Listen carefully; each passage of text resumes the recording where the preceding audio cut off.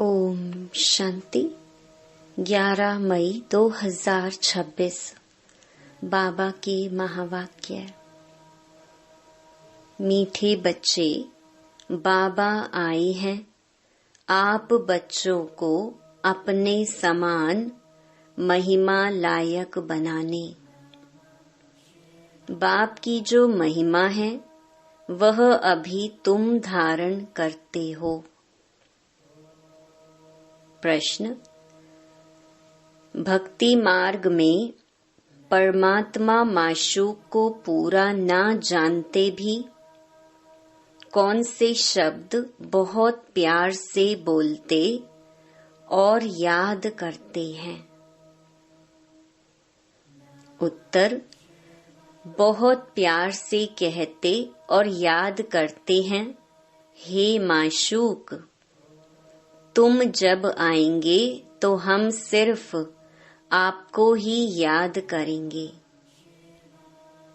और सबसे बुद्धि योग तोड़ आपके साथ जोड़ेंगे।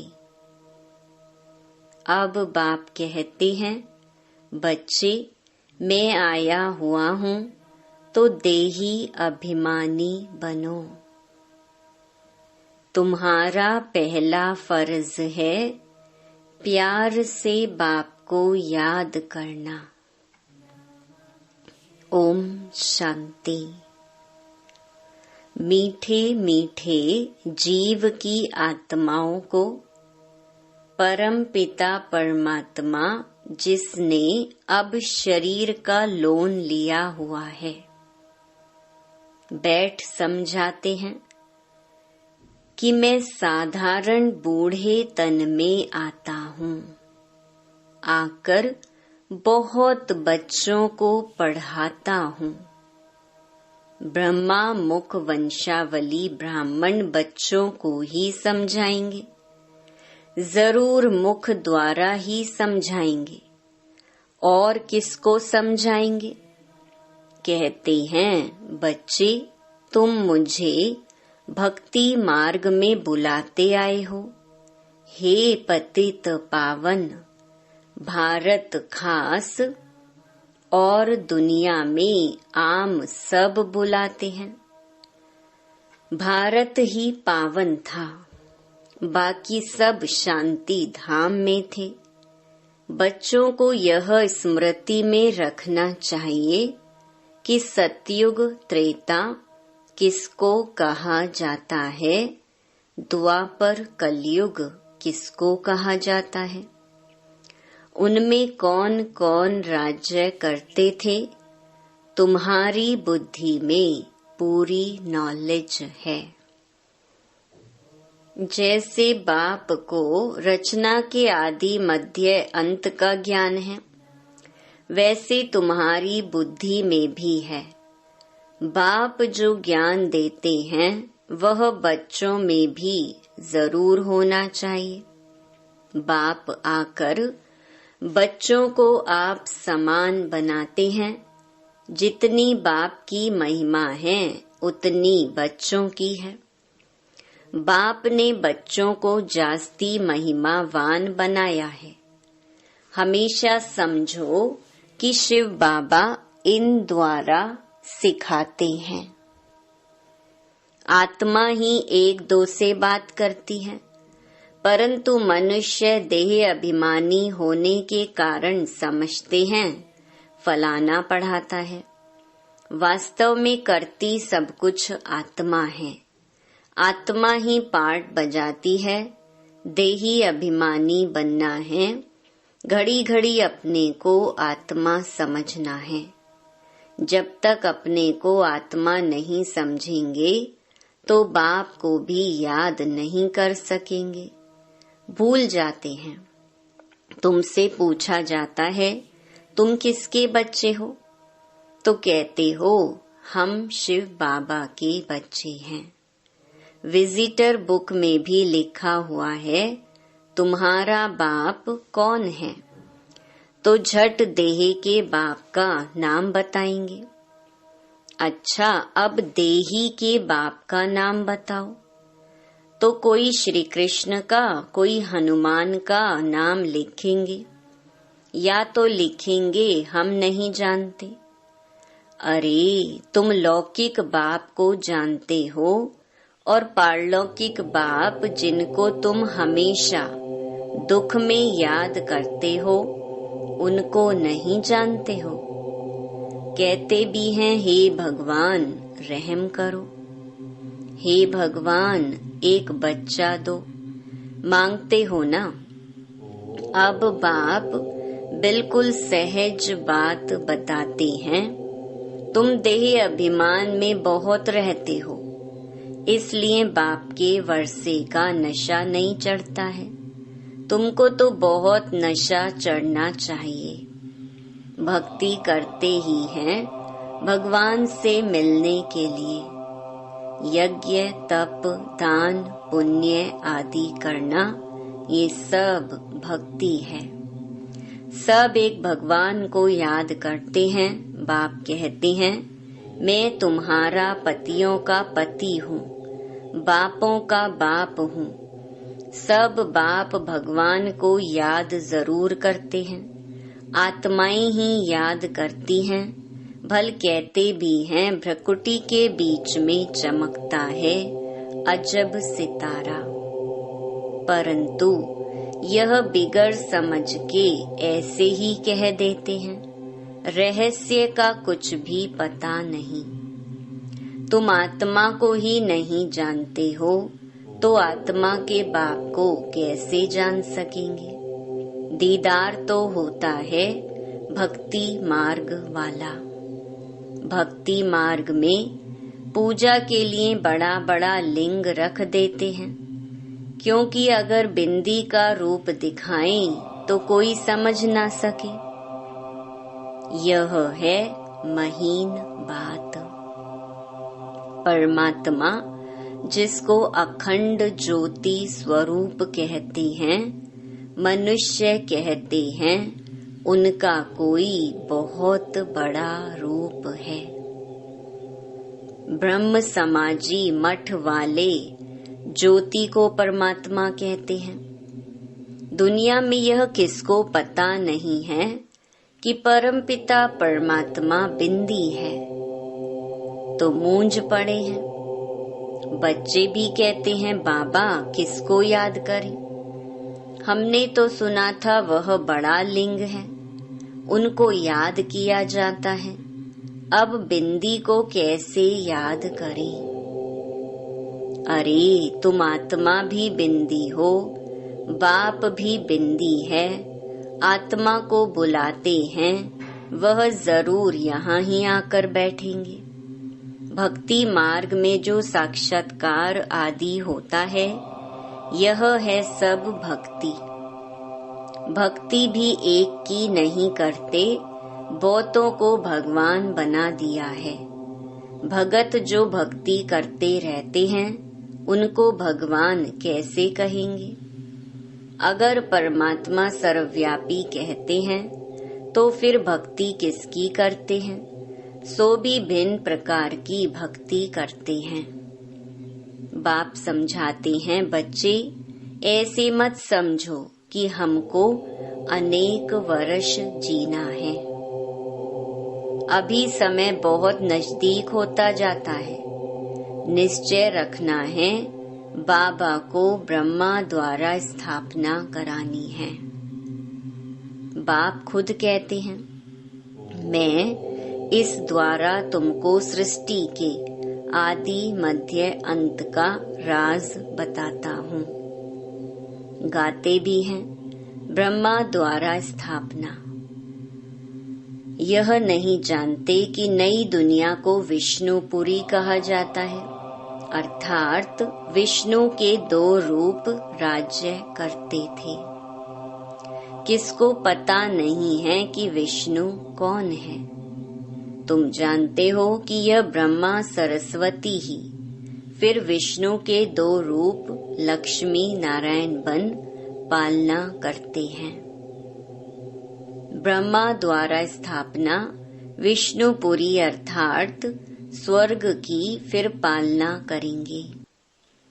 तुम्हारी बुद्धि में आना चाहिए। बाप ज्ञान का सागर है, मनुष्य सृष्टि का बीज रूप है। वह इस ड्रामा के आदि मध्य अंत को जानते हैं। वही पतित पावन है। जो बाप का धंधा है वही तुम्हारा है। तुम भी पतित से पावन बनाते हो। दुनिया में एक बाप के 3-4 बच्चे होंगे। कोई बच्चा बहुत ऊंचा चढ़ा हुआ होगा, कोई बिल्कुल नीचे होगा। यहाँ तुमको बाप एक ही धंधा सिखाते हैं कि तुम पतितों को पावन बनाओ। सबको यह लक्ष्य दो कि शिव बाबा कहते हैं मुझे याद करो। गीता में श्री कृष्ण भगवानुवाच लिख दिया है, तुमको समझाना है। भगवान तो निराकार पुनर्जन्म रहित है। बस यही भूल है। अभी तुम बच्चे श्री कृष्णपुरी के मालिक बन रहे हो। कोई राजधानी में आते हैं, कोई प्रजा में। श्री कृष्णपुरी कहा जाता है क्योंकि श्री कृष्ण सभी को बहुत ही प्यारा है। बच्चे प्यारे लगते हैं ना। बच्चों का भी माँ बाप से प्यार हो जाता है। प्यार सारा बिखर जाता है। अब बाप समझाते हैं, तुम अपने को शरीर मत समझो। घड़ी घड़ी अपने को आत्मा निश्चय करो। आत्म अभिमानी बनो। बाप भी निराकार है। यहाँ भी शरीर लेना पड़ता है समझाने के लिए। शरीर बिगर तो समझा नहीं सकेंगे। तुमको तो अपना शरीर है, बाबा फिर लोन लेते हैं। बाकी इसमें प्रेरणा आदि की बात ही नहीं। बाप खुद कहते हैं, मैं यह शरीर धारण कर बच्चों को पढ़ाता हूँ, क्योंकि तुम्हारी आत्मा जो अभी तमो प्रधान बन गई है, उनको सतो प्रधान बनाना है। गाते भी हैं पतित पावन आओ, परंतु अर्थ नहीं समझते। अभी तुम समझते हो बाप कैसे आकर पावन बनाते हैं। यह भी तुम जानते हो। सतयुग में सिर्फ हमारा ही छोटा झाड़ होगा, तुम स्वर्ग में जाएंगे। बाकी जो इतने खंड हैं, उनका नाम निशान नहीं होगा। भारत खंड ही स्वर्ग होगा। परम पिता परमात्मा ही आकर हेवन की स्थापना करते हैं। अभी हेल है। प्राचीन भारत खंड ही है जहाँ देवताओं का राज्य था, अब नहीं है। उन्हों के यहाँ मंदिर हैं, चित्र हैं। तो भारत की ही बात हुई। यह कोई भी भारतवासी की बुद्धि में नहीं आता कि भारत स्वर्ग था। यह लक्ष्मी नारायण मालिक थे और कोई खंड नहीं था। अब तो अनेक धर्म आ गए हैं। भारतवासी धर्म भ्रष्ट कर्म भ्रष्ट बन गए हैं। श्री कृष्ण को श्याम सुंदर कह देते हैं, परंतु अर्थ नहीं समझते। बरोबर यह सांवरा था ना। कहते हैं श्री कृष्ण को सर्प ने डसा तो सांवरा हो गया। अब वह तो सतयुग का प्रिंस था, कैसे काला हो गया। अभी तुम यह बातें समझते हो। श्री कृष्ण के माँ बाप भी अभी पढ़ रहे हैं। माँ बाप से उत्तम श्री कृष्ण गाया हुआ है। माँ बाप का कोई नाम नहीं है। नहीं तो जिस माँ बाप से ऐसा बच्चा पैदा हुआ, वह माँ बाप भी प्यारे होने चाहिए, परंतु नहीं। महिमा सारी राधे कृष्ण की है, माँ बाप की कुछ है नहीं। तुम्हारी बुद्धि में ज्ञान है, ज्ञान है दिन, भक्ति है रात। अंधियारी रात में ठोकरें खाते रहते हैं। अभी तुम बच्चों को समझाया जाता है, घर में रहो, यह सर्विस भी करते रहो। कोई को भी समझाओ, तुम आधा कल्प के आशिक हो, एक माशूक के। भक्ति मार्ग में सभी उनको याद करते हैं तो आशिक ठहरे ना, परंतु माशूक को पूरा जानते नहीं है। याद बहुत प्यार से करते हैं, हे माशूक, तुम जब आएंगे तो हम सिर्फ आपको ही याद करेंगे और सबसे बुद्धि योग तोड़ आपके साथ जोड़ेंगे। ऐसे तो गाते थे ना, परंतु बाप से हमको क्या वर्षा मिलता है यह किसको भी पता नहीं है। अब बाप समझाते हैं, तुम देही अभिमानी बनो। बाप को याद करना तुम बच्चों का पहला फर्ज है। बच्चा हमेशा बाप को, बच्ची माँ को याद करती है। हम जिन्स है ना। बच्चा समझता है हम बाप का वारिस बनेंगे, बच्ची थोड़ी कहेगी। वह तो समझती है हमको पियर घर से ससुर घर जाना है। अब तुम्हारा निराकार और साकार पियर घर है। बुलाते भी हैं, हे परम पिता परमात्मा, रहम करो, दुख हरो, सुख दो, हमें लिबरेट करो, हमारा गाइड बनो। परंतु उसका अर्थ बड़े बड़े विद्वान आचार्य भी नहीं जानते हैं। बाप तो सर्व का लिबरेटर है, वही सबका कल्याणकारी है। बाकी वह अपना ही कल्याण नहीं कर सकते तो औरों का क्या करेंगे। यहाँ बाप कहते हैं, मैं गुप्त आता हूँ, खुदा दोस्त की कहानी सुनी है ना। अब यह पुल है कलयुग और सतयुग के बीच का, उस पार जाना है। अब खुदा तो बाप है, दोस्त भी है, माता पिता शिक्षक का पार्ट भी बजाते हैं। यहाँ तुमको साक्षात्कार होता है तो जादू जादू कह देते हैं। साक्षात्कार तो नौधा भक्ति वालों को भी होते हैं, बहुत तीखे भक्त होते हैं।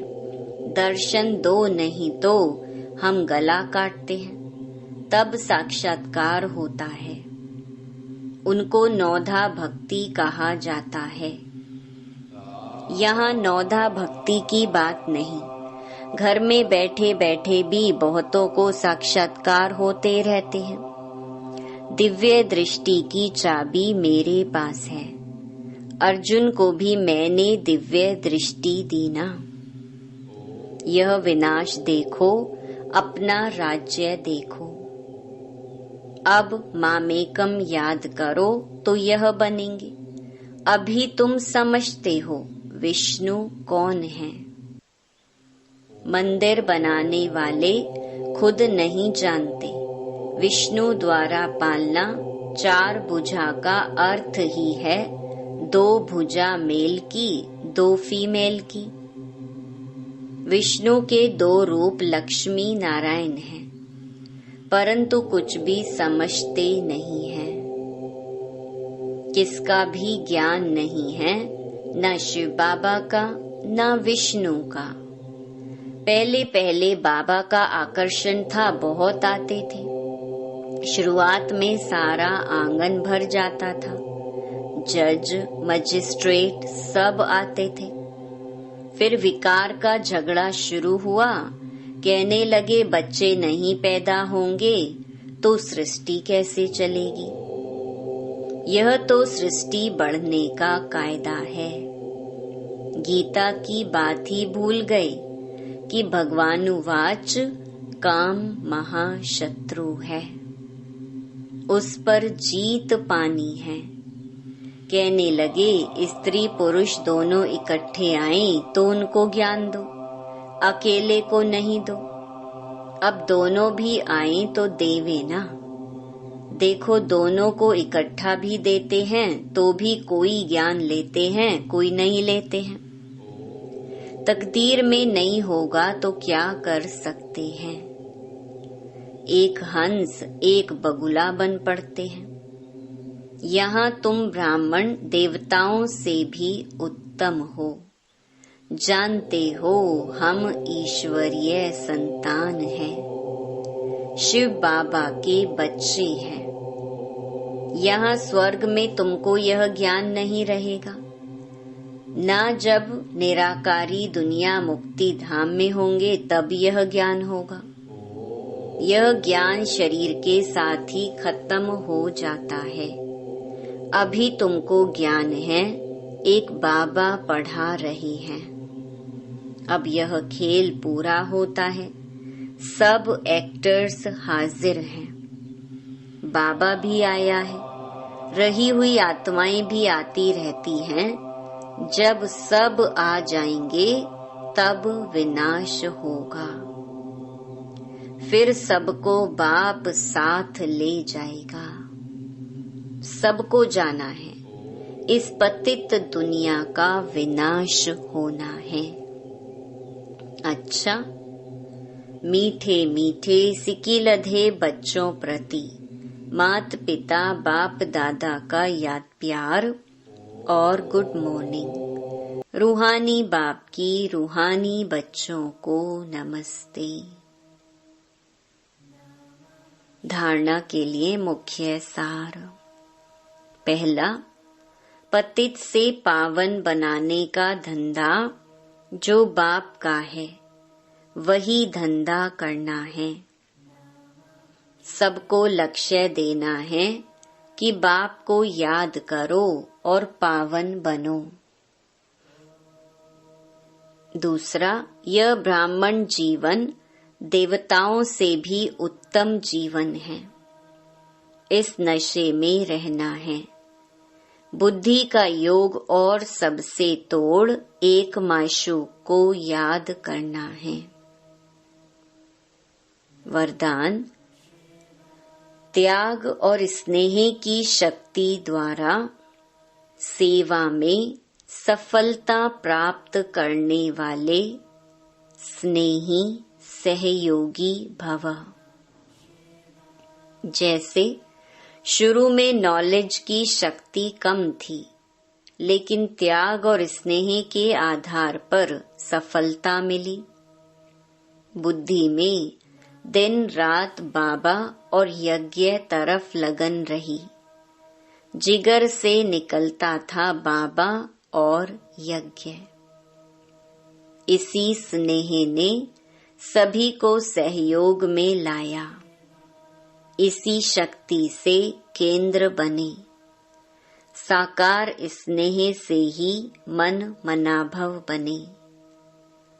साकार स्नेह ने ही सहयोगी बनाया। अभी भी त्याग और स्नेह की शक्ति से घेराव डालो तो सफलता मिल जाएगी। स्लोगन, फरिश्ता बनना है तो व्यर्थ बोल व डिस्टर्ब करने वाले बोल से मुक्त बनो। ये अव्यक्त इशारे सदा अचल अडोल एकरस स्थिति का अनुभव करो। कोई भी बात हो जाए, चाहे प्रकृति की चाहे व्यक्ति की, दोनों अचल स्थिति के आसन को जरा भी हिला ना सके। इतने पक्के होना। जैसे देखो, शरीर आसन पर नहीं टिक सकता तो हलचल करेगा ना। ऐसे मन हलचल तो नहीं करता। सदा अचल अडोल, जरा भी हलचल नहीं हो। अगर कभी हलचल और कभी अचल है तो सिंहासन भी कभी मिलेगा कभी नहीं मिलेगा। अच्छा, ओम शांति।